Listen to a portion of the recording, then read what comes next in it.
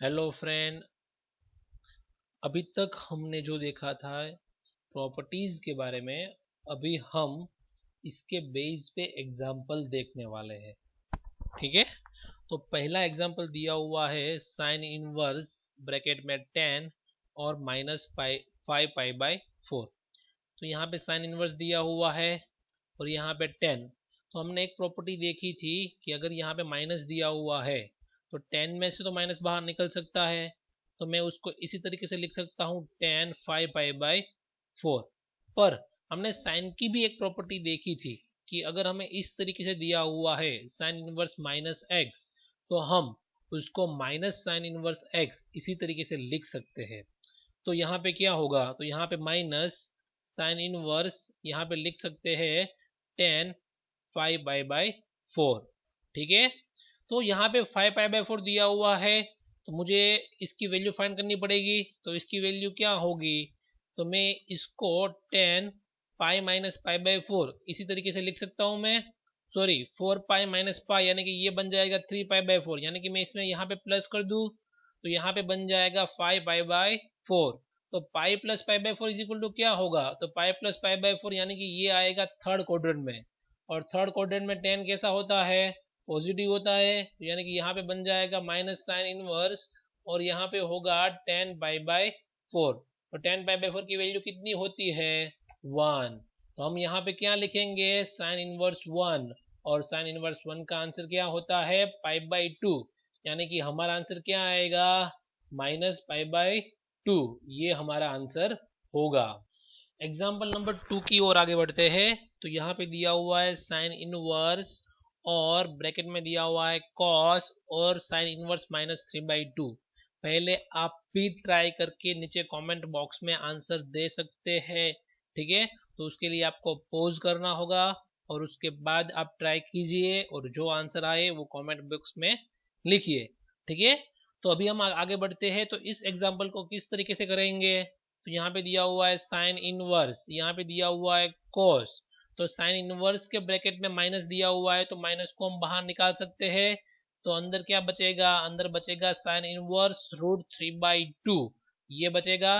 पर हमें पता है कि यहाँ पे कॉस के ब्रैकेट में दिया हुआ है माइनस, यानी कि कॉस कैसा फंक्शन है, कॉस इवन फंक्शन है, यानी कि कॉस के ब्रैकेट में -x दिया हुआ है तो हम क्या लिखते हैं, कॉस x। ठीक है, तो हमारा आंसर क्या आएगा, तो हम यहाँ पे लिखेंगे साइन इनवर्स और माइनस बाहर निकल जाएगा यानी कि प्लस हो जाएगा।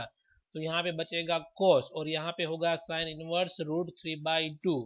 तो साइन इनवर्स √3/2 का आंसर क्या होता है, पाई/3। तो हम क्या लिखेंगे, हम यहाँ पे लिखेंगे साइन इनवर्स cos पाई/3। और cos पाई/3 का आंसर क्या होता है, 1/2, यानी कि हमारा आंसर यहाँ पे आएगा 1/2। और साइन इनवर्स 1/2 की वैल्यू क्या होगी, पाई/6, यानी कि हमारा आंसर क्या होगा, बी फॉर बॉम्बे, पाई/6 हमारा आंसर होगा। एग्जाम्पल 3 की ओर आगे बढ़ते हैं। यहाँ पे दिया हुआ है the domain of the function, यानी कि हमें डोमेन फाइंड करना है। यानी कि इसका मीनिंग ये हुआ कि हमें इनपुट फाइंड करना है कि हम यहाँ पे इनपुट क्या क्या रख सकते हैं। इसका तीसरा मीनिंग ये भी होता है कि x की वैल्यू कहाँ से कहाँ तक हो सकती है। तो हमें यहाँ पे फंक्शन दिया हुआ है f(x) is equal to sine inverse 2x - 3। आप भी यहाँ पे पॉज करके नीचे आंसर दे सकते हो पहले। ठीक है, और फिर आप आपका आंसर कंपेयर कर लो, सही है तो नीचे भी लिख सकते हो मेरा आंसर सही है। ठीक है, तो किस तरीके से करेंगे इस एग्जाम्पल को, तो यहाँ पे साइन इनवर्स दिया हुआ है तो हमें पता है कि साइन इनवर्स का डोमेन क्या होता है, -1 to 1, यानी कि साइन इनवर्स के यहाँ पे जो x होता है, हम कैसा सोचते हैं कि हम इस तरीके से सोचते हैं कि यहाँ पे जो x होता है वो x की वैल्यू कहाँ से कहाँ तक होती है, -1 to 1 तक होती है। यानी कि ये जो 2x - 3 दिया हुआ है तो इसका आंसर कहाँ से कहाँ तक होना चाहिए, -1 to 1 तक होना चाहिए। तो x की वैल्यू मुझे कहाँ से कहाँ तक मिलेगी, तो यहाँ पे मैं सब में +3 ऐड कर दूं तो यहाँ पे बनेगा -1 + 3 लेस देन और equal to 2x less than और इक्वल टू 1 + 3। तो यहाँ पे बनेगा +4, यहाँ पे होगा 2x लेस देन और इक्वल टू 2। अभी मैं क्या कर दूं, 2 से डिवाइड कर दूं, तो यहाँ पे बनेगा 1 लेस देन और equal to x less than और इक्वल टू 2। ठीक है, तो मेरा आंसर क्या आया, C फॉर कैट। कितने लोगों का आंसर C फॉर कैट आया हुआ है तो कमेंट बॉक्स में लिख दे। एग्जाम्पल 4 की ओर आगे बढ़ते हैं। यहाँ पे बोला हुआ है the domain of definition of F of X is equal to sine inverse minus X square, यानी कि मुझे इसका डोमेन फाइंड करना है। मुझे फंक्शन क्या दिया हुआ है, F of X is equal to sine inverse minus X square. जिस तरीके से ये एग्जाम्पल दिख रहा है उस तरीके का इतना आसान एग्जाम्पल नहीं है, क्योंकि ये ट्विस्ट है।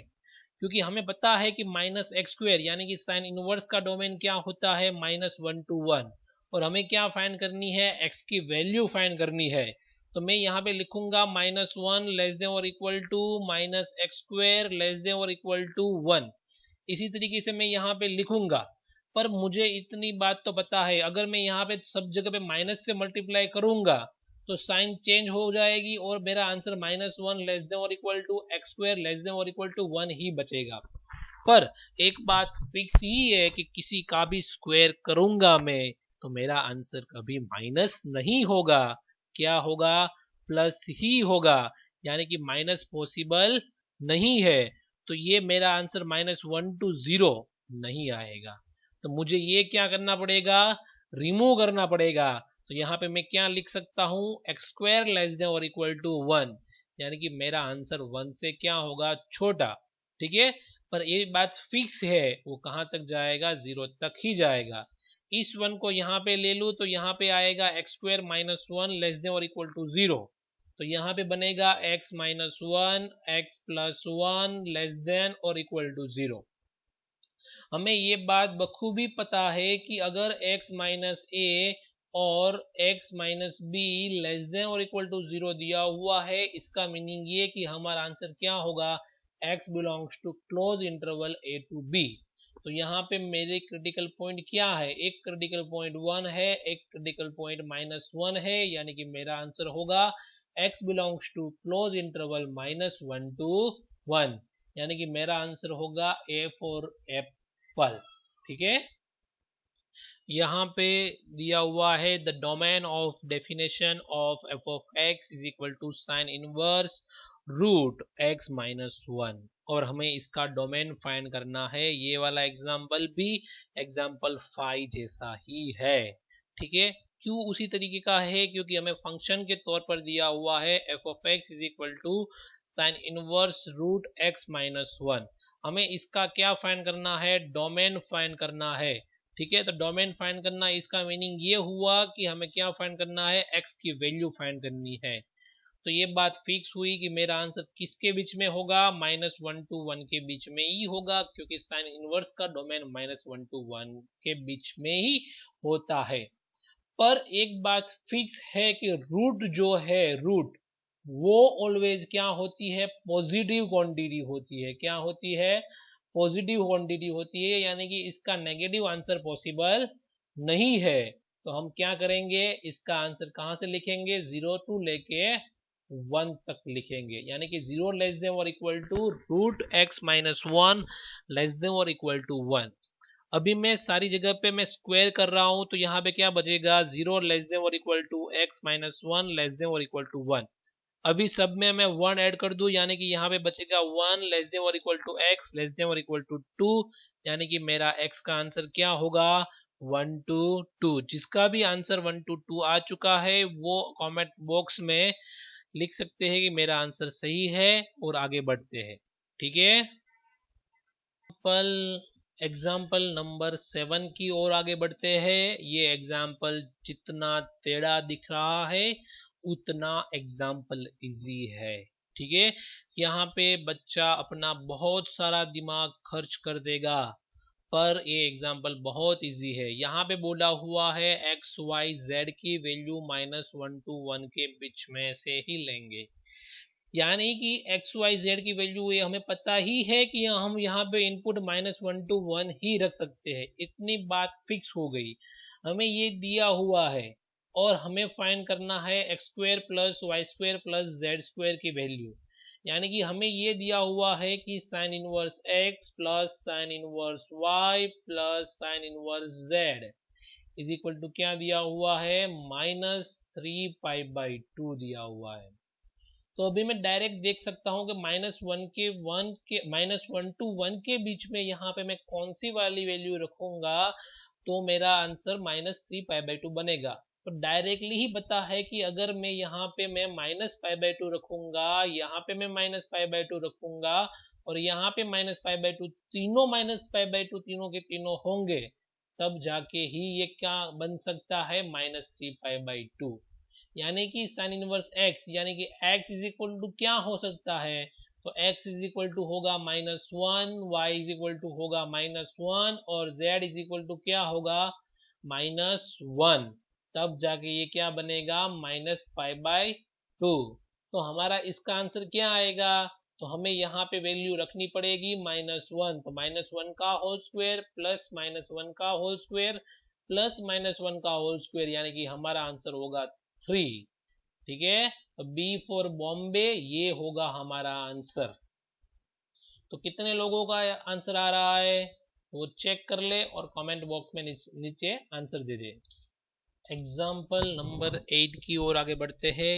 ये एग्जाम्पल भी एग्जाम्पल नंबर 7 टाइप का ही एग्जाम्पल है और ये एग्जाम्पल फंक्शन और इनवर्स ट्रिग्नोमेट्री दो मिक्स किया हुआ एग्जाम्पल है। तो ये भी लॉजिकली टाइप ही एग्जाम्पल है। यहाँ पे दिया हुआ है sine inverse x plus sine inverse y plus sine inverse z is equal to 3π/2 और f(1) की वैल्यू हमें दी हुई है और फंक्शन दिया हुआ है f(x plus y is equal to f(x into f(y)। तो हमें इसकी वैल्यू फाइंड करनी है यहाँ पे जो फंक्शन दिया हुआ है उसकी। ठीक है, पर इसके अंदर दिया हुआ है f(1), f(2) और f(3). ठीक है, तो हमें इसकी वैल्यू भी फाइंड करनी पड़ेगी। तो किसी तरीके से फाइंड करेंगे, तो पहले हमें दिया हुआ है sine inverse x plus sine inverse y plus sine inverse z is equal to 3π/2।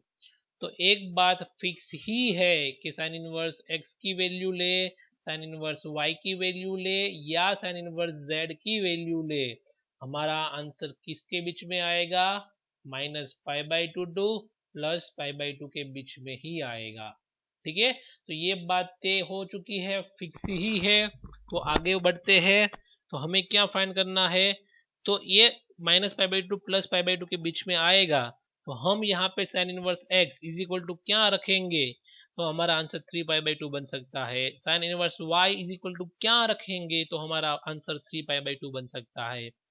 तो हम यहाँ पे sine inverse x is equal to क्या रखेंगे, π/2। उसी तरीके से sine inverse y is equal to क्या रखेंगे, π/2 और sine inverse z is equal to क्या होगा, π/2। तब जाके ये क्या बनेगा, 3π/2।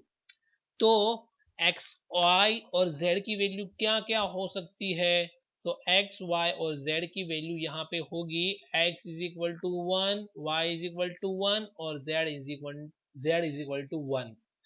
यानी कि साइन π/2 की वैल्यू 1 होती है, साइन π/2 की वैल्यू 1 होती है, यानी कि x की वैल्यू भी 1 होगी, y की वैल्यू भी 1 होगी और z की वैल्यू भी 1 होगी। अभी यहाँ पे f(1) की वैल्यू हमें दी हुई है, तो f(1) इज इक्वल टू यहाँ पे क्या रख दूँ, तो 2 रख दूँ। तो हमारे पास एक फंक्शन और भी पड़ा हुआ है, वो फंक्शन क्या है, f(x plus y is equal to f(x into f(y)। तो यहाँ पे मैं x और y की जगह पे मैं रख रहा हूँ मैं 1 और 1, जो वैल्यू हमें दी हुई ही है। तो यहाँ पे मैं 1 रख दूँ और यहाँ पे भी 1 आएगा, तो यहाँ पे 1 प्लस 1 इज इक्वल टू क्या बन जाएगा, 2। और यहाँ पे f(1) की वैल्यू क्या है, तो f(1) की वैल्यू का आंसर आया मेरा 2 इंटू यहाँ पे क्या आंसर आया मेरा 2, यानी कि 2 इंटू 2 इज इक्वल टू क्या बनेगा, 4 बनेगा।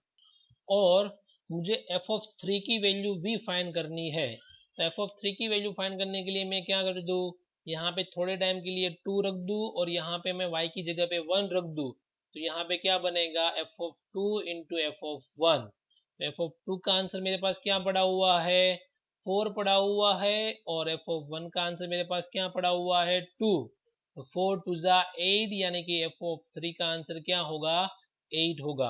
एफ ऑफ 1, एफ ऑफ 2 और एफ ऑफ 3 की वैल्यू मिल गई मुझे, सारी की सारी वैल्यू मैं इसमें रख दूँ तो मेरा आंसर क्या आएगा। तो मुझे पता है कि मेरा आंसर आएगा F of X is equal to 1 रख दूँ, मेरा आंसर एक्स का आंसर क्या है 1। F of 1 is equal to 2, Y is equal to 1, इसका आंसर है 4, z is equal to 1, F of 3 का आंसर 8, माइनस 1 प्लस 1 प्लस 1 और अपॉन में 1 की पावर 2, 1 की पावर 4 प्लस 1 की पावर 8। यहाँ पे क्या बचेगा 1 1 1 यानी कि 3, और यहाँ पे भी 1 1 यानी कि 3 और ये 3 कट, और तो यहाँ पे बचेगा 1, तो 3 माइनस 1 इज इक्वल टू 2, तो मेरा आंसर क्या आएगा 2 यानी कि C फॉर कैट, ये क्या होगा मेरा आंसर होगा। तो कितने लोगों का आंसर C आया हुआ है। एग्जाम्पल नंबर 9 की ओर आगे बढ़ते हैं। ये एग्जाम्पल आपके लिए मैं छोड़ रहा हूँ, पर इसकी हिंट मैं आपको दे रहा हूँ। इस टाइप का एग्जाम्पल हम देख चुके हैं।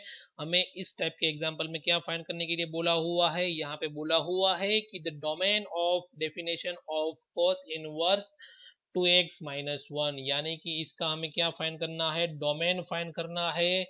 तो कॉस इनवर्स का डोमेन क्या होगा, तो कॉस इनवर्स का डोमेन भी होता है -1 to 1 के बीच में। ठीक है, अभी आपको सोचना है कि कौन सी वाली वैल्यू हम रखेंगे -1 to 1 के बीच में, और हमारा x का आंसर क्या आएगा। ठीक है, तो ये आपके लिए छोड़ रहा हूँ, और इसका जो भी आंसर आएगा ये आपको कमेंट बॉक्स में नीचे लिखना है।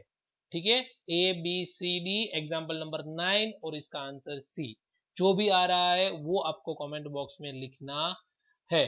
ठीक है, अभी एग्जाम्पल 10 की ओर आगे बढ़ रहे हैं। ये एग्जाम्पल भी आपके लिए छोड़ रहा हूँ, ये भी इजी वाला एग्जाम्पल है। यहाँ पे डायरेक्ट वैल्यू रखोगे, कॉस इनवर्स 1/2 की तो मिल जाएगी, फिर साइन की वैल्यू रखोगे, फिर कॉस इनवर्स की, तो आपका आंसर आएगा। ये एग्जाम्पल का जवाब भी, आंसर भी आपको नीचे दिए हुए कमेंट बॉक्स में लिखना है। एग्जाम्पल 12 की ओर आगे बढ़ते हैं। ये इस टाइप का एग्जाम्पल भी हम देख चुके हैं। ठीक है, बहुत इजी वाला एग्जाम्पल है। यहाँ पे दिया हुआ है cos inverse x plus cos inverse y plus cos inverse z is equal to 0। ठीक है, तो हमें इतना तो पता ही है कि कॉस इनवर्स का आंसर किसके बीच में आता है। कॉस इनवर्स का आंसर ऑलवेज 0 और पाई के बीच में ही आएगा। कॉस इनवर्स x लेंगे, कॉस इनवर्स y लेंगे और कॉस इनवर्स z लेंगे, तो इसका आंसर ऑलवेज 0 और पाई के बीच में ही आएगा। तो हम कॉस इनवर्स की क्या क्या वैल्यू रखेंगे तो हमारा आंसर ये 0 आएगा। ठीक है, तो हम ऐसा तो नहीं रख सकते कि इसको मैं पाई रखूं और इसको माइनस पाई, वो तो पॉसिबल ही नहीं है। हम तो यहाँ पे पॉजिटिव ही आंसर पॉसिबल है 0 to पाई तक का, तो एक ही वैल्यू पॉसिबल है, वो है 0, यानी कि cos inverse x is equal to 0 होगा, cos inverse y is equal to 0 होगा और cos inverse z is equal to 0 होगा, तब जाके ही ये 0 पॉसिबल होगा। तो हमें क्या फाइंड करना है, x plus Y plus Z की वैल्यू फाइंड करनी है। और बच्चे गलती यहाँ पे करते हैं कि ये मान लेते हैं कि x की वैल्यू भी क्या होगी 0, तो वो यहाँ पे 0 0 0 रख के आते हैं और यहाँ पे 0 0 आंसर लेके आते हैं, पर ये गलत है। ये याद रखना है आपको, cos इनवर्स x 0 कहाँ पे होता है। तो अगर x इज इक्वल टू क्या हो, यानी कि ये यहाँ पे आएगा, यानी कि cos 0, तो cos 0 का आंसर क्या होता है 1 होता है।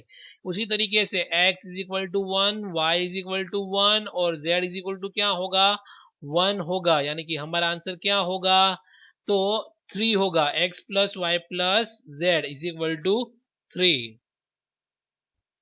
ये वाला क्वेश्चन भी हमने ऊपर किया हुआ क्वेश्चन उसी टाइप का क्वेश्चन ही है।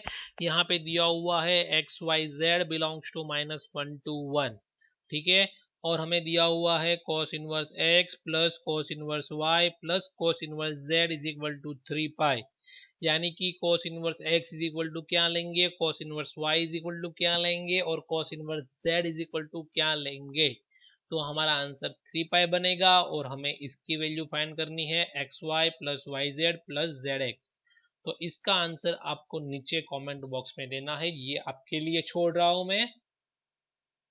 यहाँ पे दिया हुआ है the domain of sec inverse 2x plus 1, यानी कि हमें सेक इनवर्स का डोमेन फाइंड करना है। हमें एक बात पता ही है कि सेक इनवर्स x का डोमेन क्या होता है। तो सेक इनवर्स x का डोमेन होता है x बिलोंग्स टू, यानी कि ये x का answer x belongs to minus infinite to minus 1 close bracket union 1 to infinite, ये आंसर होता है। यानी कि x का डोमेन इसके और इसके बीच में होता है। यानी कि इसका मीनिंग ये हुआ कि x जो हमारा होता है वो -1 से छोटा और x जो हमारा होता है वो 1 से बड़ा। इसी तरीके से हम इसको लिख सकते हैं। तो यहाँ पे x के तौर पे क्या दिया हुआ है, हमें 2x प्लस 1 दिया हुआ है। तो हम क्या करेंगे यहाँ पे, तो 2x प्लस 1 को इसी तरीके से लिख सकते हैं। 2x प्लस 1 क्या होगा, -1 से छोटा होगा और 2x प्लस 1 क्या होगा, 1 से बड़ा होगा। तो x की वैल्यू क्या लेंगे, तो ये 2x प्लस 1 -1 से छोटा और 1 से बड़ा होगा। तो इसके लिए हम x को एक साइड कर रहे हैं, तो ये 1 इज इक्वल टू की ये साइड आएगा, तो यहाँ पे बनेगा -2 और यहाँ पे होगा 2x। यहाँ पे होगा 2x ग्रेटर देन और इक्वल टू 0, ये बाई 2 कर दूँ तो यहाँ पे x ग्रेटर देन और इक्वल टू 0 और यहाँ पे होगा x लेस देन और इक्वल टू -1। यानी कि हमारा आंसर बनेगा x बिलोंग्स टू -1 से छोटा, यानी कि minus infinite to -1 close bracket union 0 से बड़ा, यानी कि 0 टू इनफाइनाइट। हमारा आंसर होगा C फॉर कैट, यानी कि हमारा आंसर होगा C। ठीक है, तो कितने लोगों का आंसर आया हुआ है C फॉर कैट?